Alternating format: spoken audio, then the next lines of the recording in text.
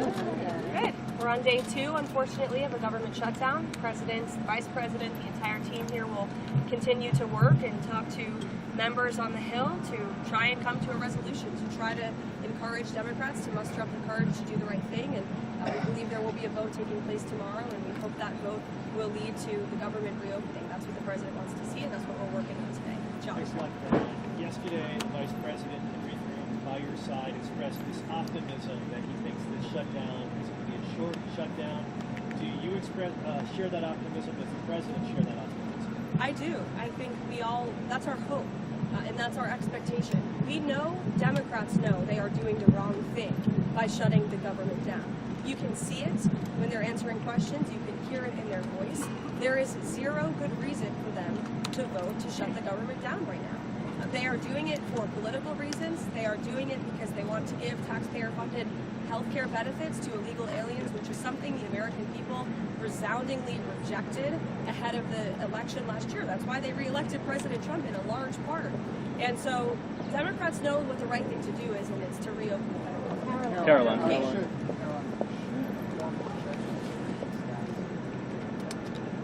I'm sorry?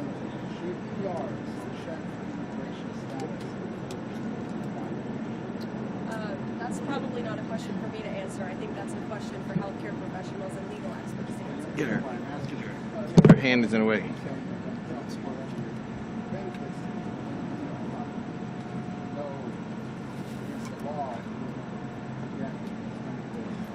Let me ask you, do you think that illegal aliens should receive Medicaid benefits? Medicaid benefits that go to the most vulnerable people in our country. That Medicaid benefits that were designed to help low-income families and Americans in our country. And what the Biden administration did, Gabe, is they allowed tens of millions of illegal aliens from all over the world to come into our country, yes, and they paroled them into the system. And you cover immigration, and you know well, it was a complete abuse of our immigration system, and they slapped a Band-Aid on these illegals. They called it temporary protective status, and then they allowed those illegals from all over the world to get free benefits. And you know who would like free benefits? Hardworking Americans who work their butts off every day, who are living paycheck to paycheck because of the Biden-induced inflation crisis. And there were higher wait times at hospitals under the Biden administration. We saw these illegals committing crimes all over our country, and they're getting things for free.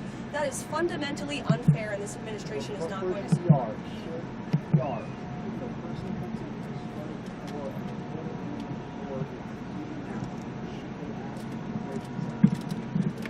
Gabe, I don't speak for emergency rooms across the country. I speak for the President of the United States, and that's what he believes on this policy. Caroline. To follow up on that, if there is this one provision in the Democratic proposal in the White House, Can you raise your arm? I can see it. what's to stop Step to your left if you can.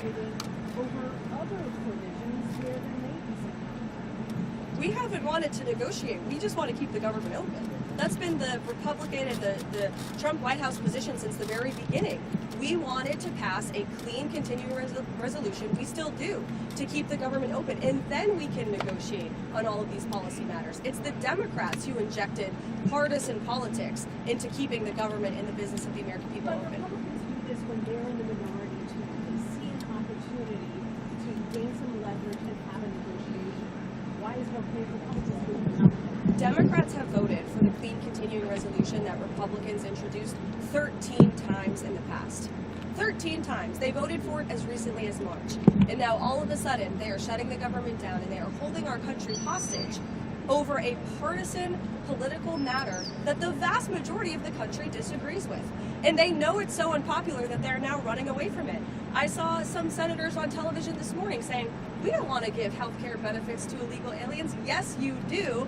Roll the tape. You can see time and time again, Democrats have supported that. They've voted for it, and they did it under Joe Biden. And we stopped it. The president stopped it with the passage of the One Big Beautiful Bill. And now they want to undo the president's very popular policy to ensure that taxpayer-funded health care benefits only go to tax-paying, law-abiding American citizens.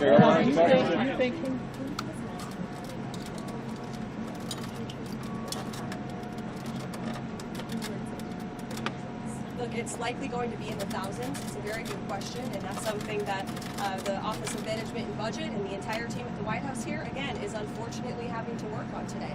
These discussions and these conversations, these meetings would not be happening if the Democrats had voted to keep the government open. Is the White Caroline, House Steve, go for it. Look, I'll let the president speak on that. As you know, he has made it very clear he wants this war to end, but he has also said if both sides aren't serious about ending the war, the United States of America will continue to sell weapons to NATO, and NATO can use those weapons however they want with respect to Ukraine. Caroline, the president said today he's meeting with the president to talk about which Democrat agencies recommend to be cut. What agencies are on the table for that conversation? Those conversations are taking place today. I won't prejudge them. I won't get ahead of them. Even anything that's potentially considered right now. When he says Democrat agencies, what is he referring to? Look, we're going to look at agencies that don't align with the administration's values that we feel are a waste of the taxpayer dollar.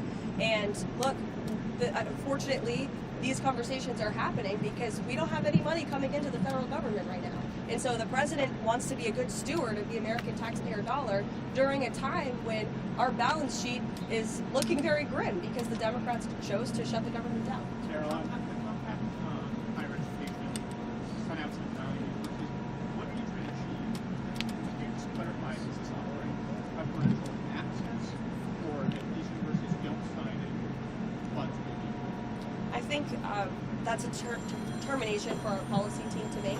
But this letter went out to multiple universities, as you know, and it's really a sign of encouragement for them to work alongside the administration to do what's right for their students in terms of ensuring free speech, in terms of preventing some of the anti-Semitic and illegal behavior that we saw ravaging our college campuses last year. Caroline. Steve, I heard you had another foreign policy question.